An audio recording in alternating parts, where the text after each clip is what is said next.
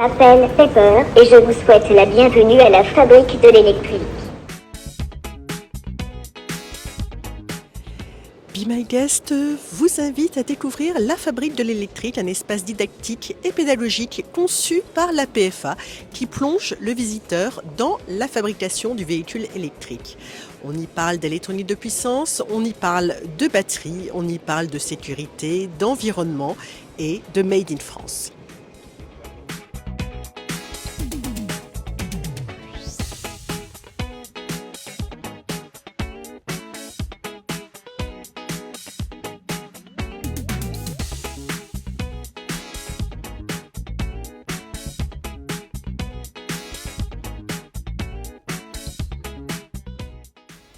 Dans un premier temps, retrouvons Frédéric Charon, directeur général de la SIA, pour ce deuxième volet consacré à l'innovation.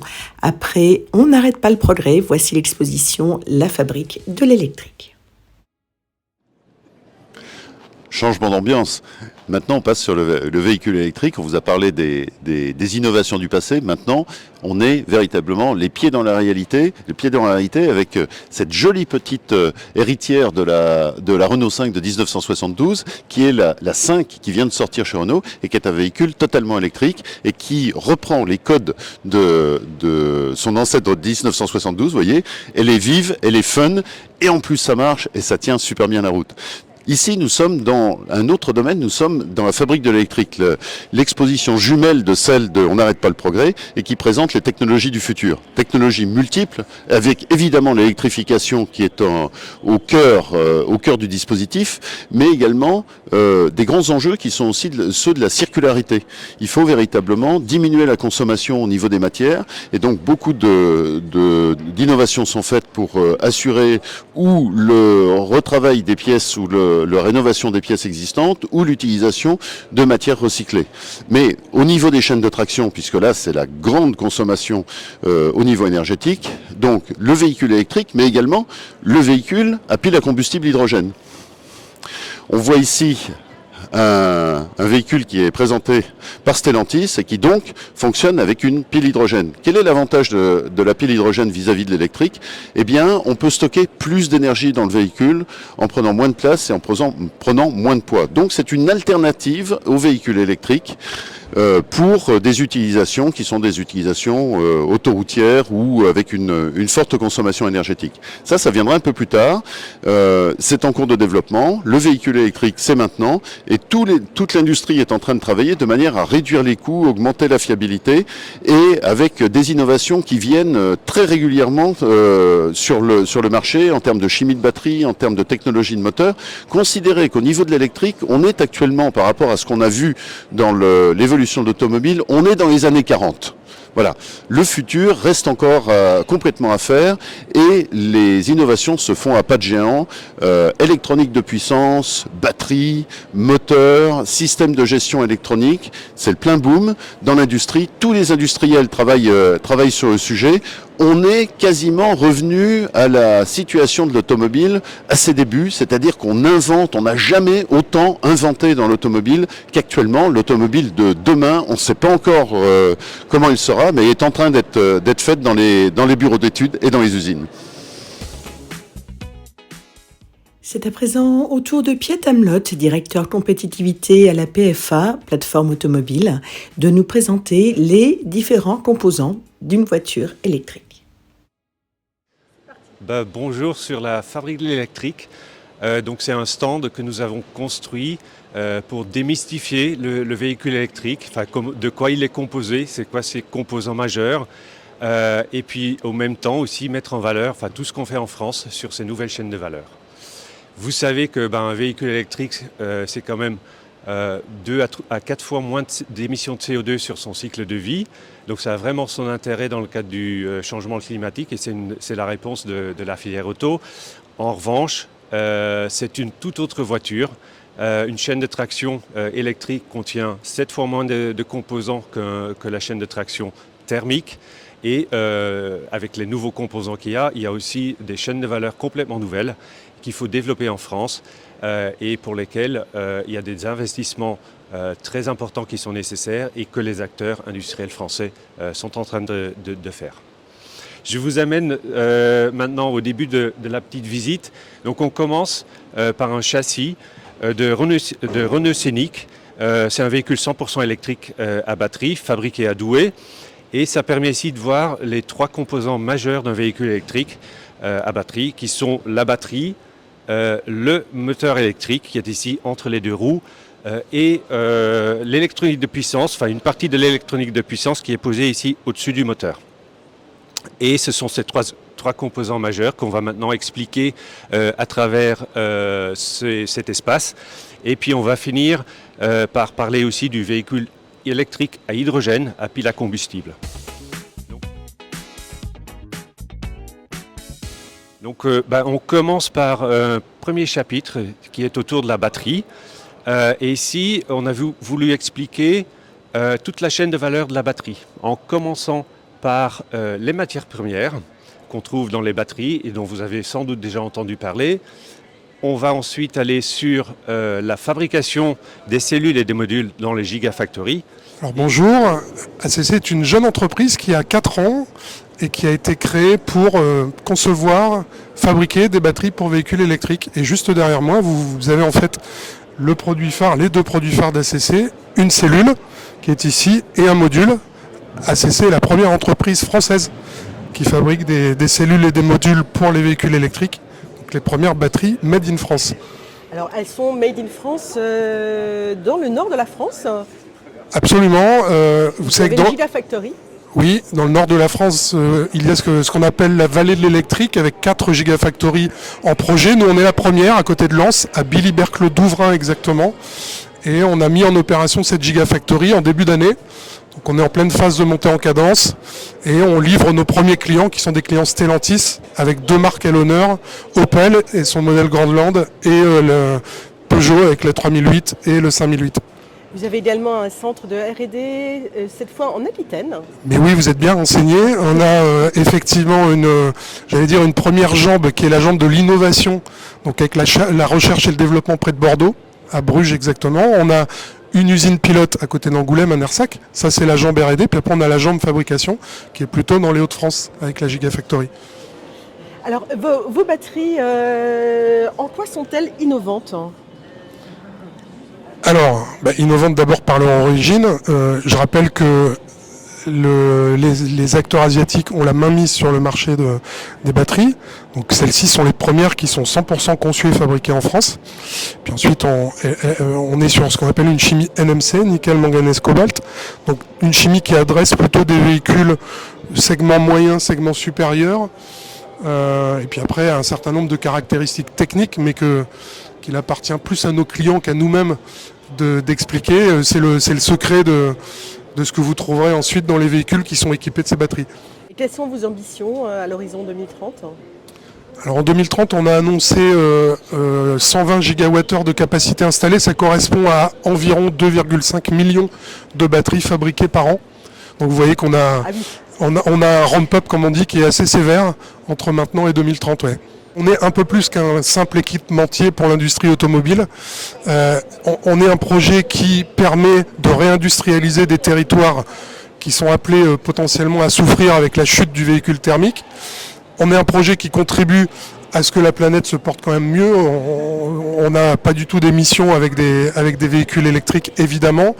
Et puis on est un projet qui contribue à ce que l'Europe soit souveraine sur un sujet très stratégique qui est le sujet des batteries. Donc au moins pour ces 3 raisons-là, on est plutôt fiers de travailler chez ACC. Ouais. Et on va aussi parler de deuxième vie en fait de la batterie. Et la deuxième vie, c'est la vie après l'application dans une voiture, parce que une fois que la batterie est moins adaptée, enfin une fois qu'elle a fait beaucoup de cycles de charge et de recharge, en fait sa capacité a diminué. Et dans ce cas, elle est moins adaptée à un véhicule et on peut toujours l'utiliser quand même dans un fonctionnement autre que dans l'automobile, par exemple du stockage stationnaire d'énergie. Et puis à la fin, on montre ici aussi ce qu'on peut faire en termes de recyclage de batteries, où à la fin on récupère de la black mass ce qui est un concentré des matières premières qu'on avait utilisées pour la fabrication de la batterie. Et donc cette black mass, on peut la traiter pour récupérer justement ces matières premières. Alors bonjour, moi je m'appelle Sophie Lebouil, je travaille pour le groupe Eramet, un groupe français dans la mine et la métallurgie. Le métier d'Eramet, c'est d'extraire et transformer les métaux, le nickel, le manganèse, le cobalt et bientôt le lithium en Argentine. On produit donc ce lithium sous forme de carbonate de lithium pour produire des nouvelles batteries pour les voitures électriques. Et ici, on est au stand de la fabrique électrique pour vous présenter ces matières premières nécessaires à la fabrication de ces batteries. Alors ici, vous voyez de l'hydroxyde de lithium, du sulfate de nickel, du sulfate de manganèse, du sulfate de cobalt. Tous ces sels métalliques sont constitutifs de la cathode de la batterie. Alors, il est possible à la fin de la vie de la batterie de recycler ces batteries en faisant une première étape de pré-traitement. On va broyer les batteries, séparer les différents constituants et récupérer les matériaux d'électrodes, donc de l'anode et de la cathode, sous forme d'une poudre qu'on appelle la black mass. Et dans cette black mass, on va avoir tous les métaux d'intérêt, les métaux stratégiques. Pour les récupérer, il va falloir appliquer des procédés hydrométallurgiques afin de séparer et purifier chacun de ces métaux, un peu de la même façon que ce que l'on fait sur le minerai. Et ainsi, on peut boucler la boucle du recyclage et produire de nouvelles batteries.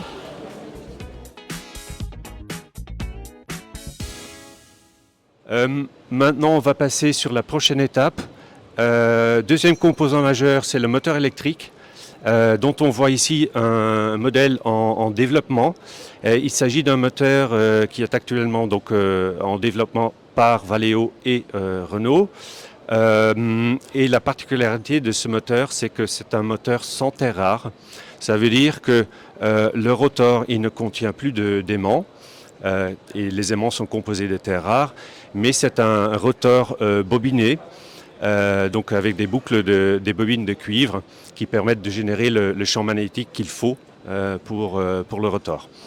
L'avantage de ce type de moteur, c'est que justement on ne fait pas appel aux matières rares, ce qui veut dire que on ne dépend pas non plus d'une chaîne d'approvisionnement qui est parfois un peu difficile ou qui pourrait le devenir dans le futur. Et ça apporte donc aussi de la souveraineté à la France et à l'Europe.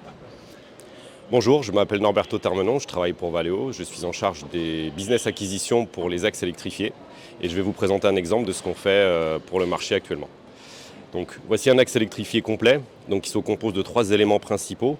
Donc, la partie électronique qui permet de gérer et de contrôler le moteur ainsi que de lui fournir la puissance électrique nécessaire. La partie boîte de vitesse qui aujourd'hui se compose d'un seul rapport, mais dans le futur on peut imaginer qu'on aurait plusieurs rapports. Et du moteur électrique qui se compose d'une partie fixe qui s'appelle le stator et d'une partie mobile qui s'appelle le rotor. Donc aujourd'hui, les technologies de moteur synchrones, comme on voit ici, sont composées normalement d'un stator bobiné avec du cuivre et d'un rotor avec des aimants permanents. Et de manière à avoir les performances les plus importantes et le meilleur rendement, on utilise ce qu'on appelle des aimants terres rares, qui sont relativement chers, qui sont relativement difficiles à avoir sur le marché et dont les principaux fabricants dépendent de la Chine. Et donc pour sortir un petit peu de ce système très contraint, on peut faire des rotors avec une autre technologie, de la même façon que sur les stators, en utilisant un bobinage de cuivre. Et pour générer un champ magnétique dans ce bobinage de cuivre, il faut donc exciter avec un courant le rotor et on comprend la problématique d'envoyer du courant dans une pièce tournante. Et pour ce faire, on utilise ce qu'on appelle des balais qui vont venir connecter les 2 bagues que vous venez ici, et qui vont donc envoyer un léger courant contrôlé par la partie électronique au rotor de manière à piloter le moteur électrique en fonction de la demande d'accélération du conducteur et en fonction des conditions de circulation.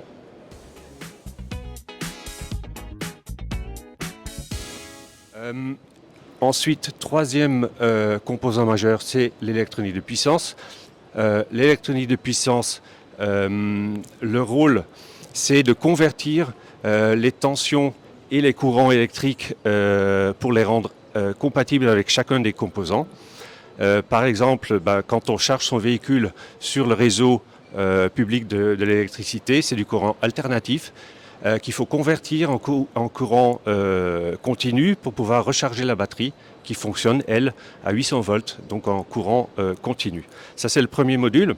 Le deuxième module d'électronique de puissance, c'est ce qu'on appelle l'inverteur. Et l'inverteur convertit l'énergie électrique de la batterie en une énergie électrique qu'on peut fournir au moteur électrique. Parce que le moteur électrique, il fonctionne de nouveau avec du courant alternatif. Et donc là, on fait cette conversion et c'est cet inverteur qui permet ensuite de piloter aussi le véhicule. Qu'est-ce qu'on trouve à l'intérieur de ces modules d'électronique de puissance? C'est de l'électronique et c'est des microcontrôleurs qui savent traiter des hautes puissances. C'est pourquoi aussi on l'appelle électronique de puissance, parce que contrairement à l'électronique classique, ces composants doivent pouvoir gérer des très hautes tensions.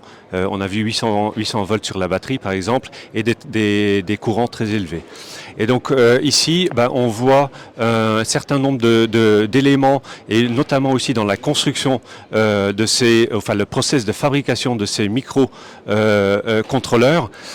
Et là, il y a de nouvelles technologies qui sont développées, parce qu'à l'origine, c'était des microcontrôleurs basés sur le silicium. Maintenant, de nouvelles technologies comme le SiC, qui est silicium plus carbone, ou le GaN, c'est le gallium plus l'oxygène, l'azote, pardon, qui permettent d'avoir des composants, des microcontrôleurs plus efficaces, qui subissent moins fortement la température. Et donc là aussi, c'est des grandes innovations qui sont toujours en cours dans cette partie-là. Maintenant, troisième composant, ou troisième module d'électronique de puissance, c'est ce qu'on appelle un convertisseur DC-DC. Et en fait, là, vous savez qu'il y a aussi bien d'autres fonctions dans un véhicule, comme l'infodivertissement, comme les phares, et des systèmes de sécurité. Et tous ces systèmes fonctionnent à 12 volts de courant continu. Donc là aussi, il faut convertir l'énergie de la batterie en une tension de 12 volts courant continu pour que ces systèmes puissent fonctionner. Bonjour, je m'appelle Valentin Landman et je représente ST Microélectronique sur ce stand de la fabrique de l'électrique en ce qui concerne les semi-conducteurs et en particulier les puces pour l'aspect digital mais aussi l'électronique de puissance des véhicules électriques. Donc ST Microélectronique, c'est une entreprise à impact mondial mais avec un fort ancrage en France, en particulier sur les technologies plutôt digitales qui vont composer les petits cerveaux qui sont implémentés sur nos véhicules, en particulier en ce qui concerne les microcontrôleurs. Donc ici sur la vitrine à gauche, vous retrouverez une plaque de silicium, ce qu'on appelle wafer dans l'industrie de semi-conducteurs, en FDSOI, Fully Depleted Silicon on Insulator, qui est une technologie qui a été développée au sein de l'écosystème de Crolles Grenoble et qui est une technologie avancée pour la partie microcontrôleur en termes d'efficience énergétique. Ensuite, juste à côté, vous trouverez un wafer de Grousset, des mémoires, des eSquareProm, donc des mémoires mortes, qui est aussi produit localement sur ce site. Puis ensuite à droite, plutôt de l'électronique de puissance, puisqu'il s'agit de diodes en silicium produits sur notre usine de Tours. Donc encore une fois, ces sites de production sont très importants pour ST, puisque par rapport à certains concurrents qui sont plutôt faiblesses, ST Microélectronique à la fois conçoit, mais aussi fabrique ces puces électroniques et prodigue de l'innovation à partir de ces sites de production locaux. Et donc dans toutes ces étapes de transfert d'énergie au sein du véhicule, on a besoin de transférer de la puissance de manière la plus efficiente possible. Donc c'est important d'avoir des microcontrôleurs très efficients, mais aussi une électronique de puissance efficiente. C'est pour ça que vous avez aussi sur ce stand du carbure de silicium qui permet encore une fois de réduire l'impact énergétique des composants au sein du véhicule. Donc c'est le wafer qui est juste ici. Voilà. Et donc à partir de disques de silicium ou de carbure de silicium, nous venons graver les différents composants les puces sur ces plaques de silicium vierge. Et au fur et à mesure de certaines étapes de gravure et d'autres, on arrive à justement fabriquer ces puces qui sont ensuite découpés, d'abord testés, puis découpés, et ensuite assemblés dans des usines d'assemblage dédiées sur d'autres sites de production d'AST.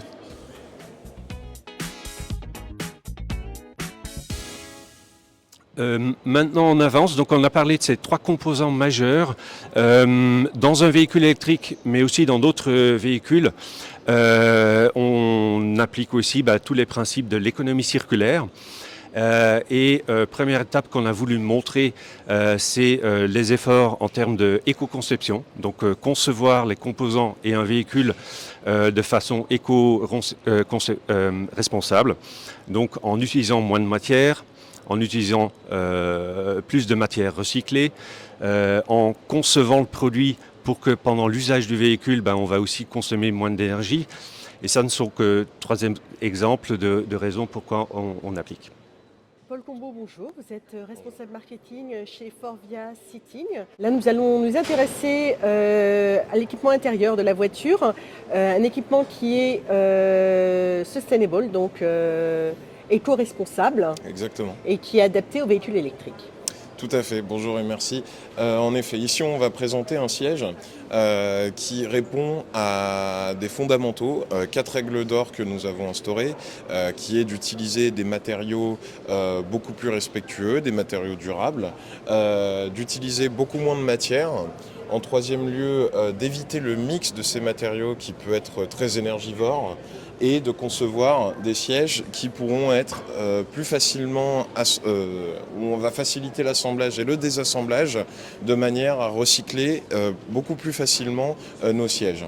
L'idée aussi est de réduire le poids de nos sièges, parce qu'aujourd'hui on sait que les véhicules électriques peuvent être assez lourds. Ici du coup on travaille sur élaborer un siège qui va permettre de réduire les émissions de CO2 jusqu'à 35% et également de réduire sa masse jusqu'à 15%. Donc ce siège ici, on vient de parler de tous ces avantages écologiques. Maintenant, sur un point de vue économique et du coup la production de nouveaux véhicules électriques, il a fallu aussi adapter l'architecture du siège de façon à ce qu'il puisse s'intégrer parfaitement dans les nouveaux véhicules électriques. On sait aujourd'hui que les batteries d'un véhicule électrique prennent beaucoup de place. Exactement. Souvent sous le plancher, ce qui peut du coup amener à réduire l'espace que les occupants du véhicule vont avoir pour mettre leurs jambes. Alors tout ça, c'est pas aux dépens du confort ?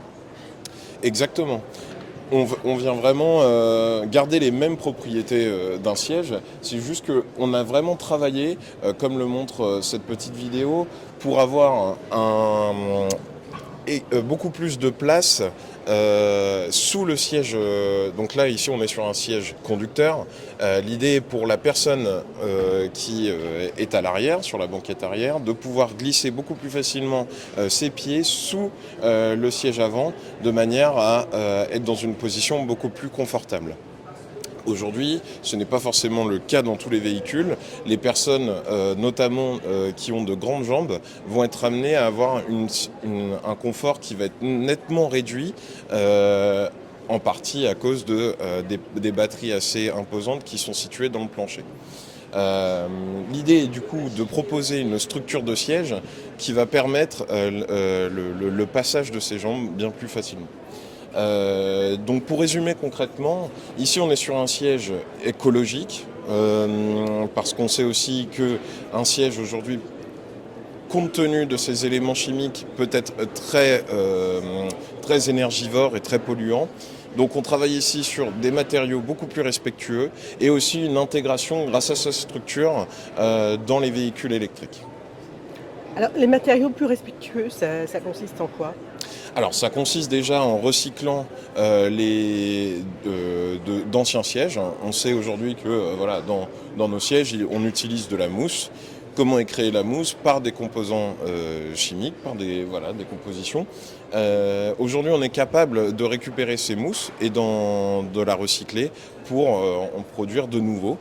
Donc on participe forcément à l'économie circulaire aussi. Ça nous permet aussi de développer et d'être à la recherche de nouveaux matériaux. Par exemple, on a été capable d'utiliser des coquilles d'huîtres pour changer des pliesses plastiques. Oui, on utilise des coquilles d'huîtres qu'on vient mélanger à d'autres matériaux qui vont permettre de consolider et de remplacer quelques pièces plastiques. Bien sûr, Forvia est une entreprise innovante. Nous sommes constamment à la recherche de nouvelles innovations. Quand on parle d'innovation, on pense aussi beaucoup à comment s'adapter aux véhicules électriques, mais il est important de rappeler que les véhicules électriques sont là pour respecter la planète. Il est important que les composants et l'intérieur d'un véhicule aillent aussi dans ce sens en proposant des sièges plus respectueux de l'environnement.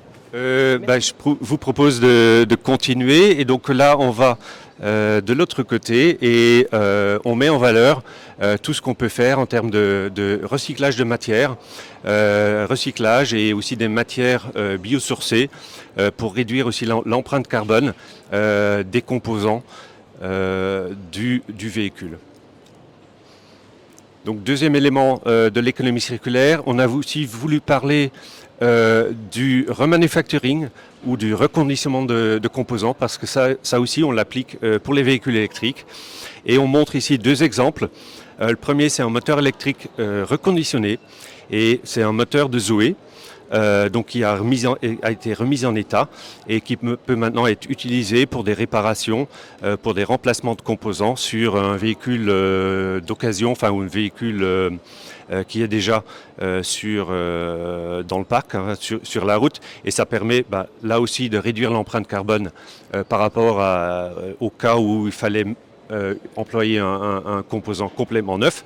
Et puis c'est bien sûr aussi moins cher et ça rend le remplacement, la réparation beaucoup plus en ligne avec la valeur résiduelle d'un véhicule d'occasion. Donc ça, et puis à côté, on voit aussi un composant électronique, et en fait il s'agit de l'inverteur, que là aussi on sait reconditionner pour pouvoir aussi l'utiliser sur des réparations de véhicules déjà sur la route.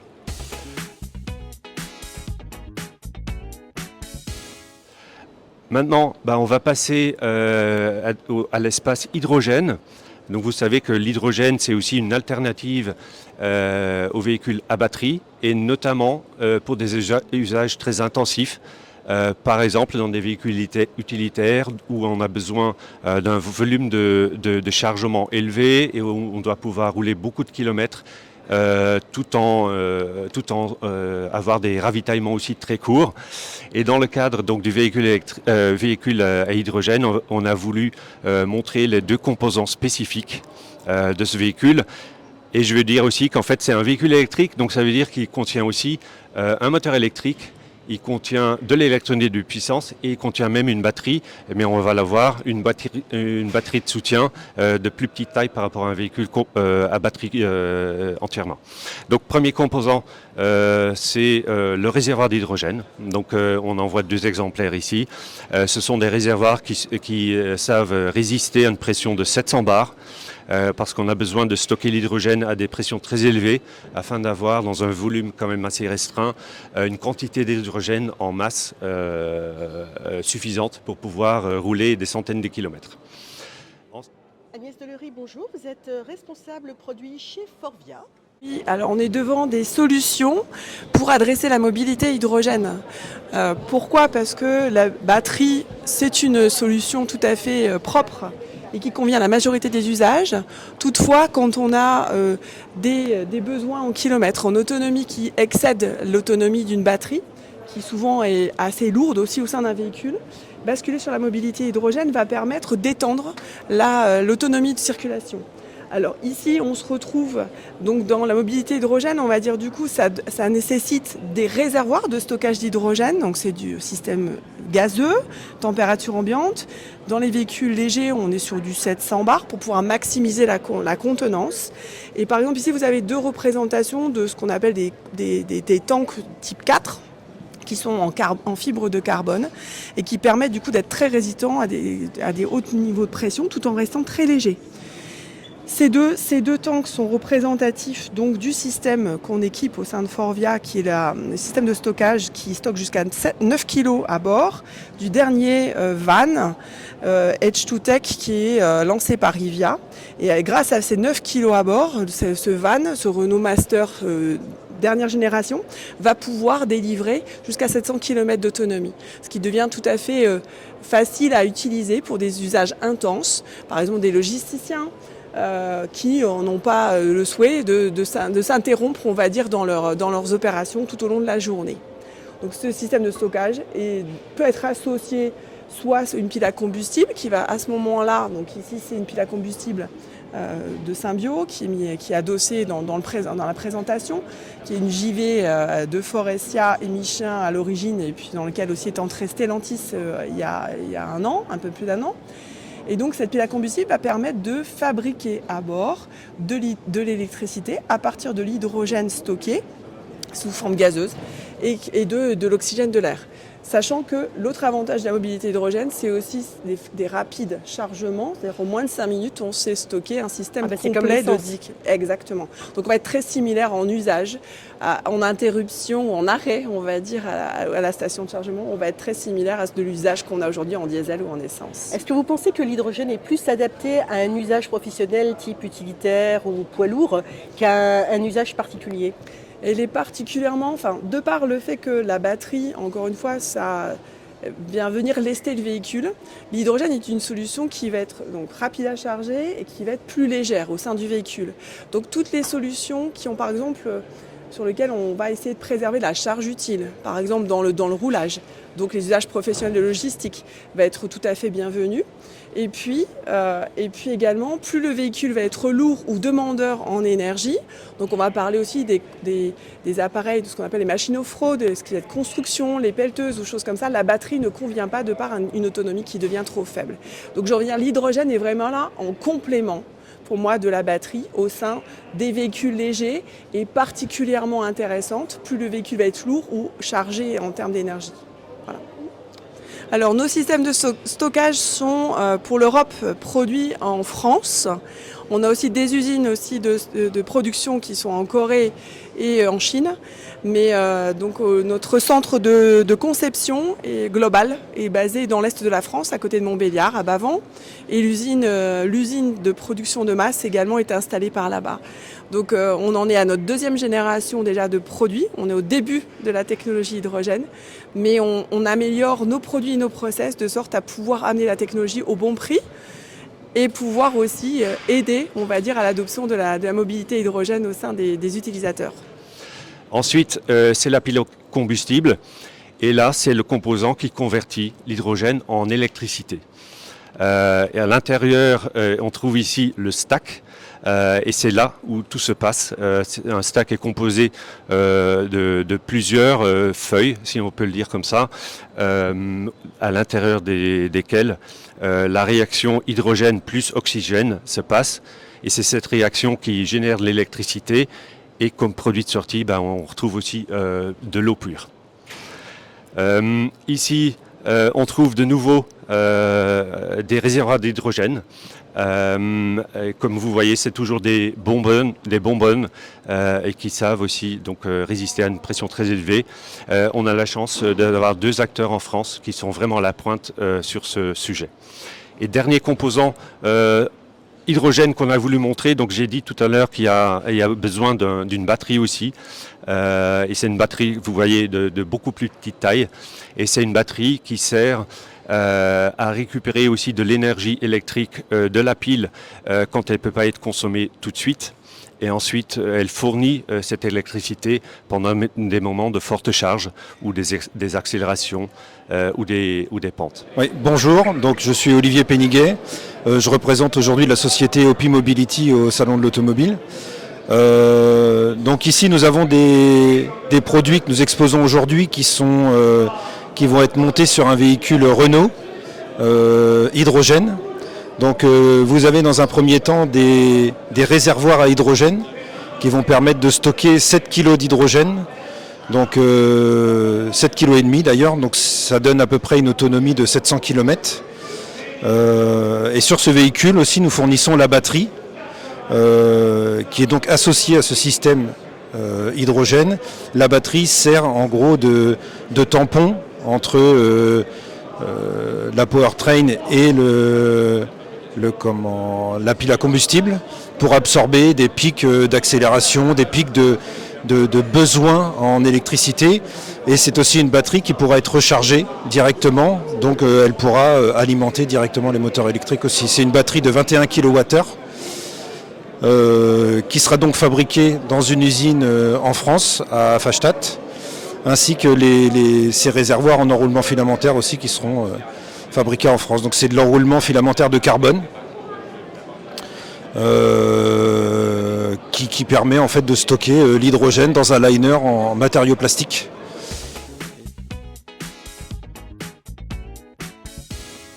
Dernier élément, et là je reviens sur le véhicule 100% électrique, on va parler de recharge. Et ici on a un exemple d'une trappe de recharge assez innovative qui est à fleurs, et quand on l'ouvre, on voit aussi que tout l'ensemble vient à fleurs, et ça permet d'éviter que des feuilles ou d'autres saletés, si on peut le dire, rentrent à l'intérieur de la trappe. Maintenant, vraiment, dernière étape, on a voulu montrer aussi des véhicules électriques fabriqués en France. Et donc on voit ici deux, la Renault R5 et la Peugeot i3008 qui sont produites respectivement à Douai et puis à Sochaux. Et à côté, on retrouve les bornes de recharge, parce que ça, c'est un élément très important dans l'adoption du véhicule électrique. Et donc on a voulu aussi clarifier des choses pour les visiteurs. Et on a une borne publique et puis une borne privée qu'on peut installer à la maison, et qui ici même permet d'avoir à la fois de l'électricité fournie au véhicule, mais aussi dans des moments où l'électricité est plus chère, que le véhicule, depuis la batterie, fournit de l'énergie à la maison. Donc bonjour, je suis Eric Fantino, responsable du développement commercial pour les marchés publics B2G en France chez EV Charge. Je vais vous montrer comment réaliser tout simplement un parcours de recharge pour ce véhicule électrique. Donc on va faire un parcours de recharge à partir d'un paiement avec le terminal de paiement électronique qui est situé sur la face avant de la borne. Donc nous allons pouvoir démarrer une session de recharge en pressant démarrer une recharge. Je choisis mon point de charge, donc le numéro 1. Hop, je confirme.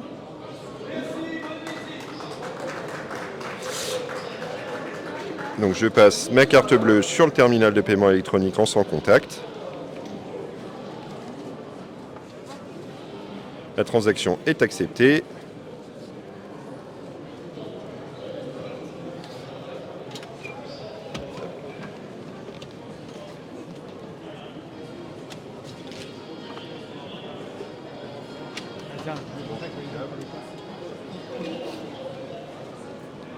Je branche le câble.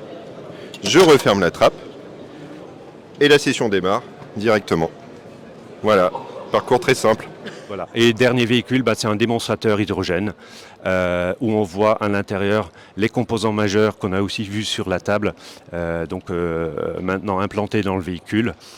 Et c'est un démonstrateur très didactique qui permet de voir les différents flux à la fois d'électricité et d'hydrogène pendant le fonctionnement du véhicule. Voilà, j'espère que la visite de la fabrique électrique vous a plu. Donc c'est un espace qu'on a pu réaliser grâce à la collaboration avec plus de entre 10 et 15 partenaires industriels, donc tous des acteurs français qui réalisent des investissements en France.